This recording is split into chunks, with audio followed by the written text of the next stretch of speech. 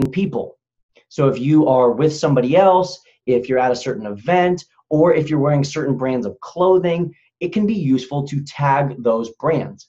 I, a couple weeks ago, was working with a private football coach, and he's really, really smart about this whole marketing thing. He actually owns a marketing company. And every single time he posts a picture of himself on his story, he'll tag his Lululemon shorts. He'll tag his Under Armour shirt. He'll tag his Nike hat. Those brands are seeing that, and he's actually gotten lots of brand deals and endorsements from that. Even though he doesn't have a huge following, he works with lots of even smaller brands, much smaller local companies, just because he's tagging them. And he's serving his audience because he's promoting these brands. So people can just naturally click and see what he's wearing, what bottle he's drinking from, what products he's using. So tagging people or brands, businesses is the first kind of tagging you should be doing. Second kind of tagging, a little bit more important than tagging people, is tagging location. So again, on every single story, you should be doing at least one kind of tagging.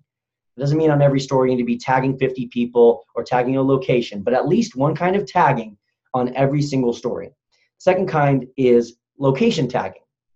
Now, when you click or when you take a Instagram story, when you record that little clip, there will be a sticker button up at the top.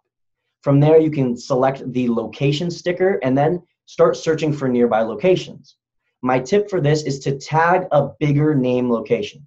So I'm here in Northern California. If I were to go on my location sticker right now, I could see the bar across the street. Maybe I could see the student services area that's nearby me. But it wouldn't be very useful to tag those locations because not many people are going to be looking at that tagged location. A lot more people are likely to be looking at the tagged location for UC Davis, California. I'm 15 minutes outside of Sacramento, so if I'm tagging Sacramento on my story, I'm going to get even more views. I'm about an hour away from San Francisco. If I tag San Francisco on my story, I'll get even more views potentially on that story. So my tip is to tag the biggest location that you are in somewhat a close proximity to. The third kind of tagging that you should be doing, and this one you should be doing on every single story, is hashtagging. Yes, you heard me right. You can add a hashtag to your Instagram stories, and in fact, you can add 10. This is a red alert for a lot of people, and a lot of people freak out because they'll click on that sticker button, the same button where they found the location tag, and they'll see a hashtag sticker. When you tap on that sticker, it only lets you add one. Instagram only allows you to add one hashtag sticker. But you can type hashtags into the text bar. So once you're done recording a video for your Instagram story or taking a picture for your Instagram story, up in the top right, you'll see a little AA button. That's the text button. And right there, you can type in or copy and paste a list of 10 hashtags. Instagram allows you to use 10, and I recommend using all 10. And the same thing for the hashtags is the same tip that I gave for the location tag, which is to use bigger name hashtags. I recently released a course about hashtags, and on your Instagram feed, you don't want to use the big giant, hashtag fitness, hashtag healthy, hashtag outdoors. You don't want to use those big name hashtags on your feed. But on your Instagram stories, it's more useful and you're going to have a higher potential of views if you're using the bigger name hashtags. Simply because not very many people are watching the stories currently for the smaller name hashtags. So I do recommend using bigger name hashtags. And here's the other red flag that goes off in a lot of people's heads when I'm saying that. Wouldn't that be extremely ugly? Yes, it would.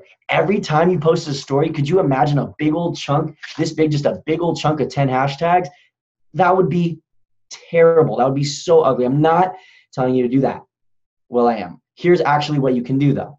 Once you copy and paste or you type in your list of 10 hashtags, shrink it by pinching your fingers together and then just slide it right on off the screen. It doesn't have to be visible on your screen for those hashtags to be applied. So all you have to do again is just pinch it to minimize it if you want, and then just slide it right on off the screen. Once it's not visible, your audience won't be able to see that big ugly list of hashtags, but you'll still get the benefit of the added engagement and the added views after you slide the hashtags off the screen. So that's the first tangible left brain tip for your Instagram stories. Tagging. You should be tagging in some way on every single story. The second left brain tip that I have for you is consistency. You need to be consistent on your Instagram stories. What does consistency mean? Well, I can't give you an exact maximum or minimum that you need to be hitting every day. It's going to vary for each person, but I do recommend trying to shoot for 10 clips on your stories throughout the day. 10 clips. The reason for 10 is because the average that's been found, a lot of research has been done, the average person posts about 10 times a day. So you should be posting, I want you to be at least average. I don't want you to fall below average. I want you to shoot for at least 10 clips on your stories a day. 10 clips on your stories all at once would be terrible. And that's why consistency isn't just posting 10 times a day, not just posting daily, but posting throughout the day. Every hour, every 2 hours. Personally, every 2 hours, I have a reminder in my phone to ask myself, have I posted on my Instagram stories recently? The reason for this is that every single time you post to your Instagram stories, your little bubble, your story, gets moved back to the front. So that means every single time you post, your story as a whole, your entire story video for that day is going to get more and more views accumulating over time. So that's why you need to be posting throughout the day. Also, posting throughout the day will allow your audience to watch along with you, follow along with you throughout your day, and you'll feel less overwhelmed than when you sit down at 8 o'clock at night, look at your Instagram and realize, oh no, I haven't posted anything. I've gotten no engagement today. I haven't posted a single thing. Instead, if you're posting every hour, every 2 hours, you're going to keep your audience engaged throughout the day, and you're going to keep those views continuing to go up. That's a big no-no that I like to warn people against, is just posting a bunch at night. They hear me say that you need to be posting 10 in a day, so at the end of the night, they'll download all of their Snapchat videos, or they'll take an old Facebook Live and they'll download it and they'll cut it up and they'll just post it all on their stories. 15 videos all of a sudden at 9 o'clock at night. Chances are, I'm going to tap on your story, see that there's way too many stories that have just been posted in a short amount of time, and I'm going to skip on by. But if you're posting throughout the day, I'm more likely to watch all of those stories as you post them. So that's why consistency isn't just making sure you're showing up every day, but making sure that you're showing up throughout the day. The third and final left-brained tip for you, the numbers-based tangible tip that I have for you for your Instagram stories, is to encourage engagement. As I've already said, Instagram stories is the most engaging platform, most engaging piece of the Instagram platform. And the reason for this is that there's so many different ways to engage. That's one of the biggest reasons. Of course, stories are great, and there's lots of other awesome things about Instagram stories, but plain and simple, there's way more ways to engage on Instagram stories than there are on any other piece of the Instagram platform, or really any other platform out there. If you're watching a YouTube video, you can like the video and you can leave a comment. If you're watching a Snapchat, you can swipe up. If you are on an Instagram feed, you're looking at a picture, you can like it and you can leave a comment. That's really about it. Maybe you could save it. There's really not too many ways to engage. On the Instagram stories platform, there are so many different ways to engage, and it's awesome for a couple of different reasons. Number one, you can vary the ways you engage with your audience. So this keeps your audience engaged because you're not consistently asking them to do the same thing every single time, every single day. You're asking them different things, you're keeping them engaged, you're keeping them excited, and all these different ways. Just for you personally, it's a lot more fun, a lot more engaging for you. I wrote down, because there's a ton of different ways, so I wrote down all the different ways you can engage on Instagram stories. I'll list them off for you right now. First one is probably the most popular, and that's swiping up, quote unquote. That's kind of the term that we've given it, swiping up. It's also just sending a direct message. Basically, every time you're watching an Instagram story, there's a little comment bar down at the bottom of the screen. Someone can tap on that and send you a comment, or they can swipe up, and then the typing bar will start and they can send you a comment that way.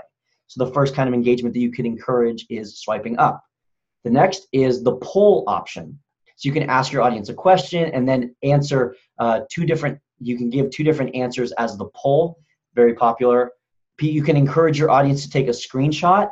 That way, whatever you've posted is now in their phones forever. It's in their camera roll. It's something that they're going to see later on in the night when they're scrolling through their phone. Also, there's a brand new thing that just released a couple weeks ago which is the slider bar. Basically, it's a little sticker where you can add a question, and there's a slider bar where people can rank things. You know, how good was my dancing on a scale of 1 to 10, and they can slide the little ranking bar. It's very fun. Once they lift their finger off the screen, a little emoji will float up. It's fun and it's engaging. Also, there is brand new. This one was literally just released on last Friday, I believe it was. And this is that now you can add anonymous questions. So that you can add a sticker. People can then send you anonymous questions, and you can reply to those questions on your Instagram stories. So there's just so many different ways to engage on your Instagram stories. And if you are fortunate enough to have more than 10,000 followers, you can also add a link to your stories, which is awesome because then people can swipe up and see that link. Dear Mark Zuckerberg, if you're watching this, please allow everyone to add a link. Why can only people with 10,000 followers add a link? Those people already have 10,000 followers. They don't need to add a link. Everyone else needs the ability to add a link. Mark, hopefully he's watching. Anyways, those are the different ways you can engage, and the tangible way that you should be, the tangible tip that I have for you is to encourage engagement at least once a day. So in your 10 posts throughout the day, just on one of those posts, encourage engagement. Not every single post you need to be screaming for your audience's attention, but at least once a day, it's a good practice to start engaging your audience and get them used to the feeling of what it's like to give you something and get something in return. Start getting your audience used to the feeling of giving you a comment and getting something in return. Leaving their answer in a poll and just seeing what the answer to that poll is. See how many people voted for what answer in that poll. Even though you're not, giving them something all that tangible, you're not giving them something that's really worth all that much in monetary value, you're training your audience of the feeling of what it's like to engage with you, to give you something, and to get something in return. So at least once a day, encourage engagement.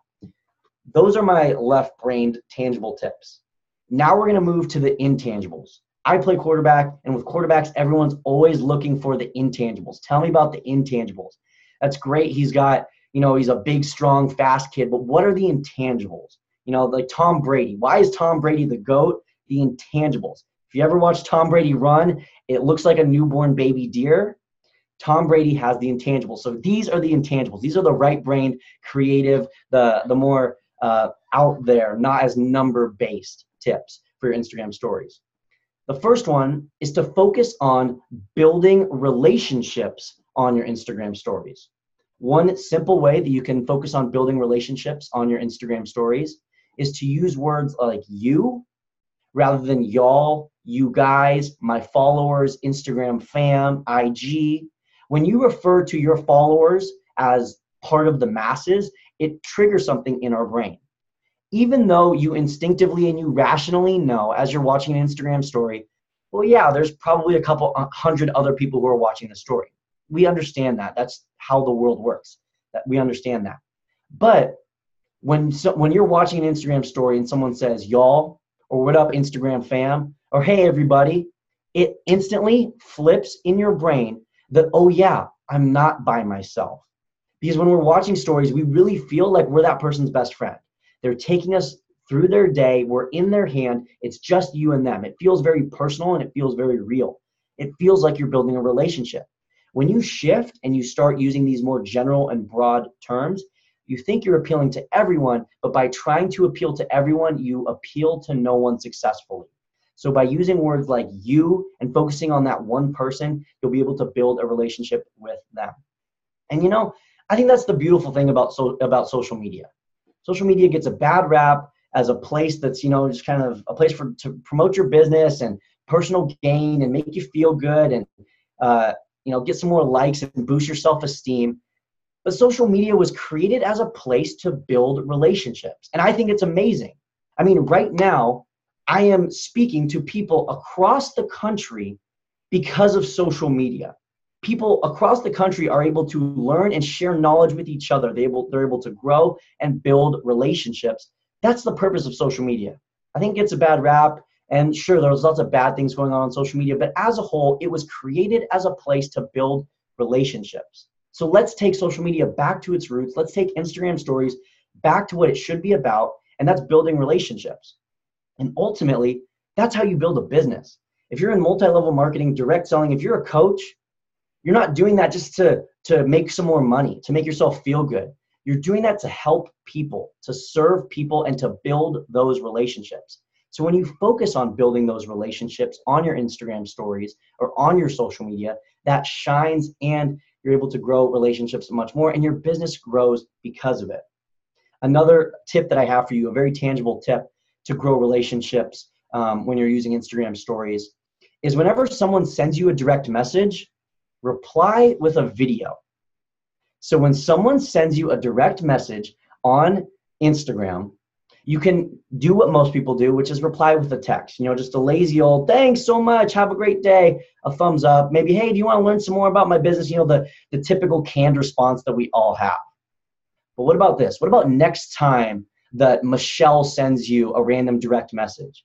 You click on that little blue camera in the bottom left and you say, hey, Michelle, thanks so much for the message. I really appreciate it. I hope you're having a great day. And you send her a personalized video.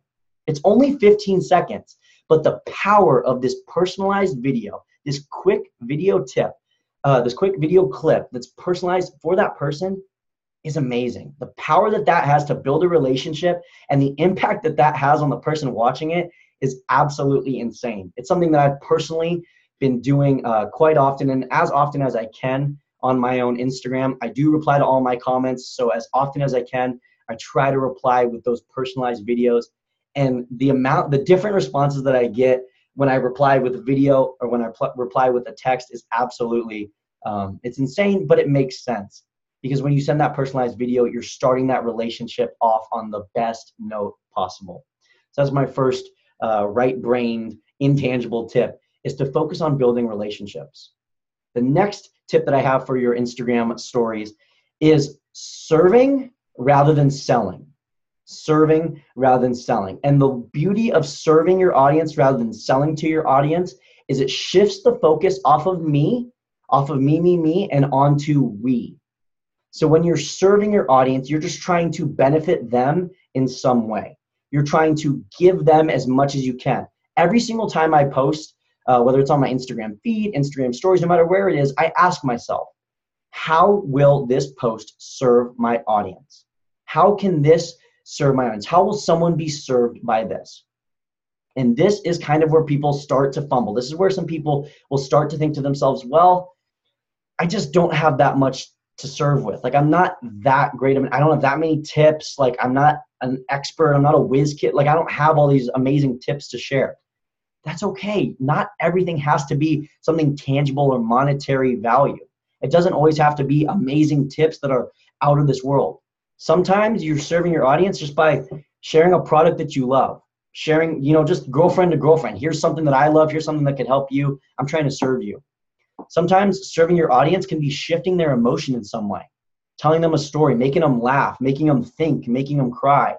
Serving your audience doesn't necessarily need to be giving them something worth monetary value, but simply shifting their emotion or giving to them in some way is a great way to serve your audience. So rather than trying to just grow your followers and attract new people, because sure, that is the title of this talk. We're trying to attract new people and grow our business in that way. But honestly, the best way that I've grown my audience or attracted new people is simply focusing on the people who are already there. So rather than trying to look at everyone else in the world and attract everyone else to me, I'm just focusing on the people who are already with me, the people who are already following me, and serving them to the best of my ability. The more you can over-deliver and over-serve your audience that you already have, the more all those other people will look over, see the community you've created, and want to be a part of it. Next, the third and final intangible tip that I have for your Instagram stories is to just be yourself. And that is horrible advice. That is absolutely terrible advice. That's a terrible tip. So far, you've been like, wow, this kid's got some pretty good tips. That's a terrible tip. A couple months ago, I was going on some dates. I met this girl at the farmer's market, and I was texting my group chat, my boys in my group chat, and I was like, guys, what do I do? Like, I haven't been on a date in a while. Like, do I wear my fancy hat? Do I wear a baseball cap? Do I let my hair down? Like, how much cologne do I wear? Do I do 2 buttons down? Do I button it all the way up? Like, what am I going to do? Should I be really funny? And my friends, to a T, they all said, just be yourself. Just be yourself. And I said, that is terrible advice. That is absolutely terrible advice because I don't know myself. I have 50 different personalities. I have 50 different thoughts running through my head at all times. Some days I'm riding a high, some days I'm riding a low. My emotions are always changing. So how do I know myself? Well, I mean, if you ask the girls who are at the Starbucks across the street from where I live, I need to go backpacking through Europe for a few months to find myself. But I'm not going to ask you to do that for your Instagram stories. You don't need to spend a few $1,000s and fly over to Croatia and backpack around for a while to find yourself. You don't need to find yourself. I'm just going to give you a few tips to how you can be yourself on your Instagram stories. The first one is share emotion. So those 50 different emotions that you're having, those high highs that you're experiencing and those low lows, those valleys and those peaks, share those on your Instagram stories. We want real. It's 2018. We have a very high no BS meter right now. That means that when we're watching Instagram stories, when we're looking for someone to follow, we can tell instantly if they're BSing us, if they're not being truthful, if they're lying, if they're being deceitful, or if they're just trying to make their life out to be perfect. That's one of the bad things that people say about Instagram is that, oh, it's just everyone saying look how perfect my life is, look how perfect my life is. Well, be that beacon of light who is saying, this is how real my life is. Rather than showing us how perfect you are, show us how real you can be, how authentic you can be. Share about how excited you are about that new sale you just made. Or share about, it's the end of the month and you didn't hit your goals. Share honestly about how you're feeling. When you share those emotions, you'll be able to connect with more people and that'll allow you to serve them. And that is who you truly are. Those emotions, those are who you are. So let those shine through on your Instagram stories. Another way that you can be yourself on your Instagram stories is to focus on documentation rather than creation. I'm gonna say that again, documentation rather than creation. So this again goes back to that point that a lot of people say, I hear it all the time. Brock, my life just isn't that exciting. My life ain't that cool. Like I don't got that much going on. Like my life isn't perfect. I'm not in the Bahamas. I'm not even in it's February and it's gray out and it's gross and my kids threw up and it's been a late morning and I look like crap and I have no makeup on. Document it. Documentation over creation. You don't have to curate a fake life and create something that's not you. Just document what you're doing. And hopefully that also alleviates some pressure when you're thinking about what should I post.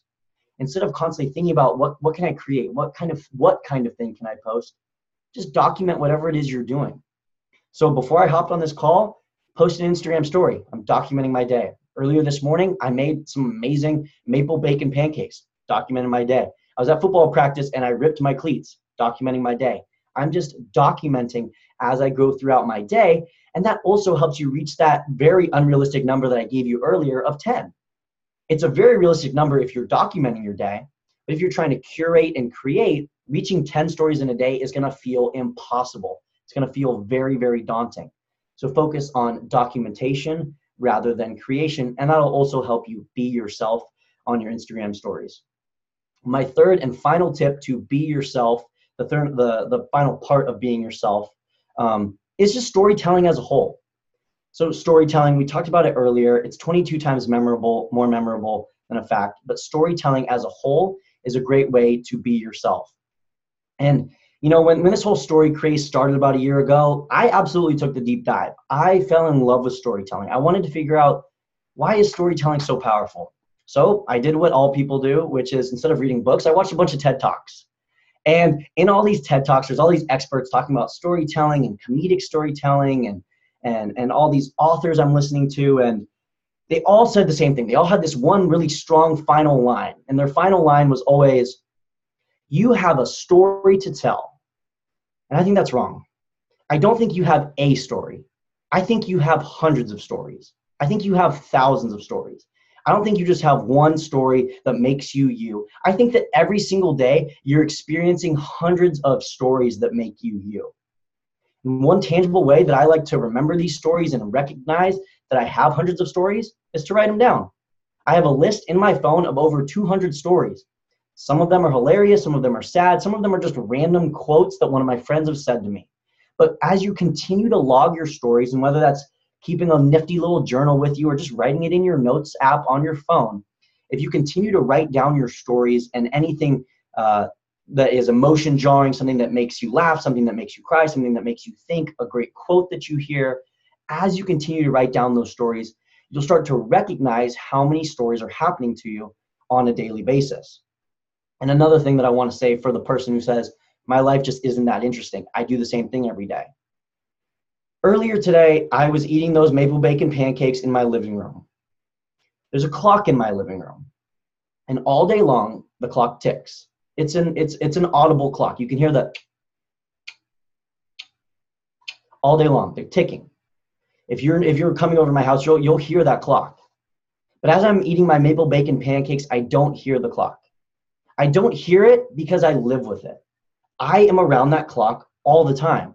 So my brain has fallen deaf to the sound of the ticking clock. And I think our own expertise and our own story is often like that clock. You live with yourself. You are living your life every day. And so to you, it's just another day in your life. Your life's boring. Your life ain't that cool. You don't really have that many expertise. You're not all that great at all that many things. And I think that's just so wrong. I think you feel that way because you live with yourself. You live with this clock and you hear it ticking all day. So it's falling on deaf ears. So as you continue to write down those stories and keep track, and as you begin to share those stories on social media, you'll start to recognize that your clock is ticking, in a good way, of course. Your expertise is there. Your stories are there, and they need to be shared. The world needs to hear your stories. So please, I implore you to be a storyteller and use Instagram stories. I'm dead right now. I'm dead right now. I could hardly keep up. I was writing so fast. You're amazing. And, I was thinking when you were talking about social media being that place to connect and being that place to build relationships, I often have said to my girls, because we follow people that other people don't know. We follow a lot of Broadway stars, a lot of people in musical theater that are no one to other people, but people to us. Yeah. When we meet them, I've always said to them, the best social media is when you meet that person and feel like you know them. Yeah. It can be like, sometimes you have to check yourself and go like, oh, we're not actually friends. Like they don't know me. We just know them. Yeah. But that is the best social media to me, when we meet someone who isn't in our everyday world, who might be a little bit of a celebrity to us. And we're like, oh my gosh, I feel like I know you. And that is when they're doing social media right. Yes. And that I watch that and think, that's how I want people to feel when they watch my stories, that when they meet me, they go, I know about your daughters. I know that you guys want to go to Disney, that you love New York, that you like to travel, that your husband coaches football. Like they know about our dogs. They know, I want them to know all that. And sometimes, like you said, we get caught up in well, no one really cares about my dogs, but that's part of letting them know you. Yeah, absolutely. Absolutely. I couldn't agree more. And, we think about like, we all claim to hate reality TV, but really I love reality TV. Like I love Real Housewives of Beverly Hills, and I love watching I love Kanye. Like I love watching reality. We all secretly love reality TV, and it's for that reason. Their lives are often pretty boring. I mean, of course, at the end of every episode, there's a fight at a dinner table, but for the most part, the first 28 minutes of that episode is pretty boring, everyday stuff, but we care. We care because it's unique to us and it's exciting to us. So what may be boring to us, what may seem mundane or everyday, is probably exciting to other people. I love your tip too about the product, because as you said, what might be normal every day to you is not normal every day to someone else. And the fact that you have found a water bottle that travels great in your car, that doesn't spill, that you can go in your bag, might be a revelation to someone else. And it seems so mundane, but it's a great share. It's a great value. Yeah, absolutely. Yeah. It's another way to serve your audience. It's another way to So, okay, I think we've got some questions on here. And I don't know how much time you have, Brock. I got forever. Let's do it. And if you have not asked a question yet and you want to throw it in the chat, that probably makes it easier for the recording if you just throw it in the chat, and that way. So let's see. people's minds were blown with the video message. That's so awesome. So awesome. Someone said, do you think stories should be only videos, or should we still throw in the still snapshots as well? Yeah, I think that it kind of is like the engagement piece, and there's a bunch of different ways to engage. There's a bunch of different ways to record on Instagram. There's pictures, videos, boomerangs, rewinds, stop motion, super zoom. There's like 50 different ways to engage. Use them. Vary the different kinds of posts. You can do text posts. You can share if you're listening to a great song on Spotify. You can share screenshots. Share in a bunch of different ways, and it'll keep your audience engaged so that they're not just consistently watching a video of you speaking directly to camera. Then that's a great tip about having that note in your phone or something, because I know that I can share to Spotify, but I have forgotten that. I haven't done that for probably weeks. And you just say that, and I'm like, oh, I could be doing that. You know, like you forget all the amazing ways that we could be sharing, which does spice it up and makes it much more interesting. Absolutely. So Lisa said, is tagging the brand names and friends different from hashtagging in stories? Yeah, so hashtagging is when you actually put like the hashtag symbol. Tagging, you know what? Actually, I have these things. I bought these at Target. I want to grab these because I've never been able to use these before. Ever. He bought them at Target. Who loves him even more right now that he bought them at Target? I bought these at Target, and I thought to myself, when will I ever? I was like, I will need these at some point. This is hashtagging when you're putting the pound symbol, the old school pound symbol, and then a word.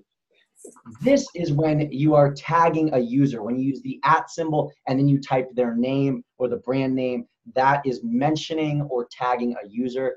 Never had to use these before, so this is already a great day. And my daughter, my 19-year-old, always, we talk about this a lot, and we often say that when Instagram gives you a tool, that you should be using the tool that Instagram gives you. So Instagram gives us the tool to @ someone. And so rather than just type that in the text, using that tool that Instagram gives you, do you think that that provides more engagement? Tagging other people with that sticker might not necessarily give you more engagement. I just think for the actual like sticker of tagging someone, it doesn't necessarily give you more engagement, but it can like vary. Again, it can, going back to the varying the different kinds of tagging. Okay. You can vary it up that way, and there's a bunch of different ways you can use the sticker or different text to tag someone. So it's continuing to vary the ways you're tagging people. Okay. What's your advice to someone who is new to Instagram and caught up in the editing and making the post likable? Yes, absolutely. Much time editing the post. Yep. Focus on documentation rather than creation. Just focus on sharing who you authentically are and less trying to face tune and make everything look perfect and pretty and beautiful. Focus on being yourself. So, Jamie, I'm assuming that you mean for stories specifically and not just feed, because if you're talking about your feed, that's going to be a whole different, call. So, yeah. Tracy is raising her hand. Tracy, do you want to type your question, or do you want to ask it? Or did you not, or are you raising your hand and you don't know that you're raising your hands? Beth says, how do you choose your hashtags?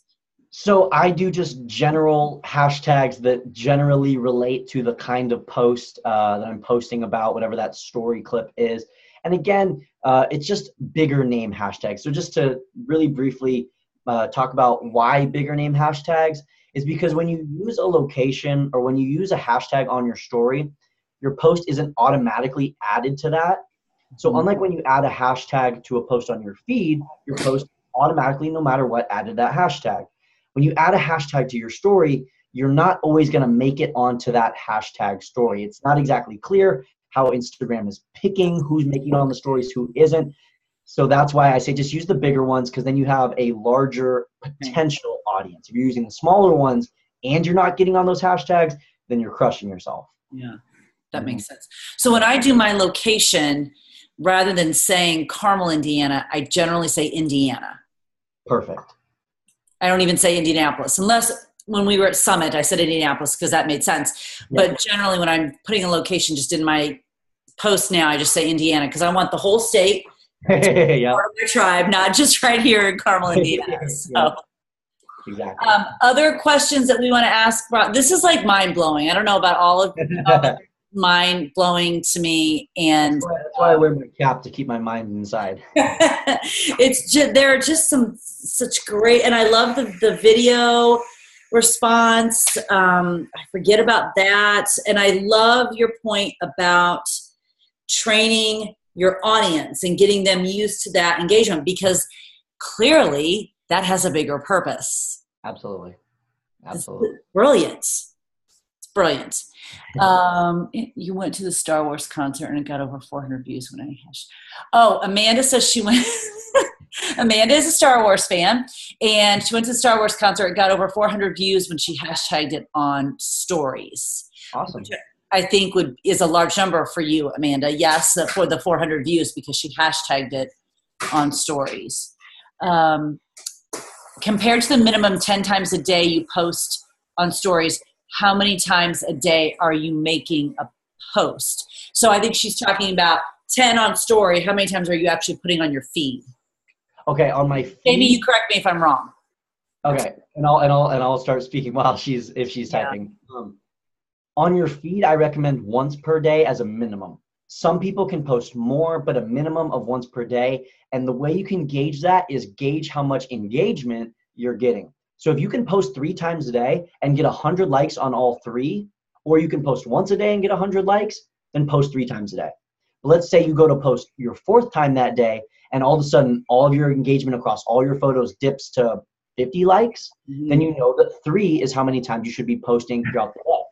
And also, besides just, trying to find that number, is how many times per day is it realistic that you can post? Quality. You might find that, okay, I can post 3 times a day and get the same amount of engagement, and that's awesome, but you're working all day and you're also a mom and you have a busy life. You're not realistically going to be able to post 3 quality posts a day. So quality is definitely more important than quantity, but finding that range and shooting for once a day is a good goal. Rachel Hollis, the author of Girl Wash Your Face, says, like, if you're The Rock, you can do whatever you want all day long, post however many times you want. But none of us are The Rock, so we need to kind of figure this out. Exactly. No, that's so great. Any other last questions before we let Brock go to the rest of his life in Southern California? Because this has been so great. Can you all just tell, what a great entrepreneurial family he comes from? You have your mother's gift with speaking, so this is just a joy to listen to you and to see you as this grown-up person and hear you share it. So great. And you are Brock Johnson 11? Brock 11 Johnson. Brock 11 Johnson on Instagram. I know I follow you, but I couldn't remember which.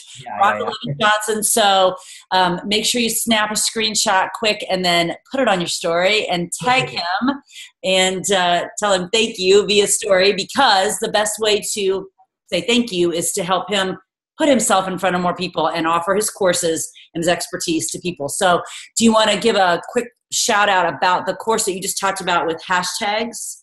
Oh, yeah, sure. I'd love to. So the course that I recently released about hashtags is called Help with Hashtags. And it's a strategy that I developed about a year ago. It's what's personally allowed me to grow from 2,000 to 16,000 followers in a year. It's called Help with Hashtags. It's available on helpwithhashtags.com. And basically what the strategy is I teach you how to make your posts become top posts within a hashtag.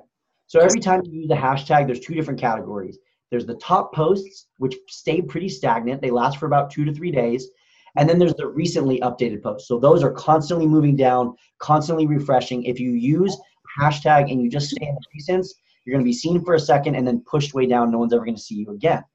If you can get your posts to rank as a top post, your posts will last for longer. You'll get more views, more engagement, and more followers over time.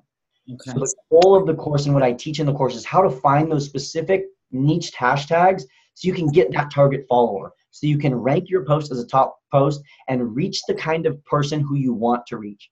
Not just another person who's already a Beachbody coach, not just another random follower, another robot, but actually that targeted follower. That's really what I spent the last year refining my strategy. It worked for me. My mom was stuck at around 500,000. It worked for her to break through that plateau. I've worked with some clients one-on-one who are literally just starting out day one with 20 followers, started using the hashtag strategy, and it's allowed them to grow.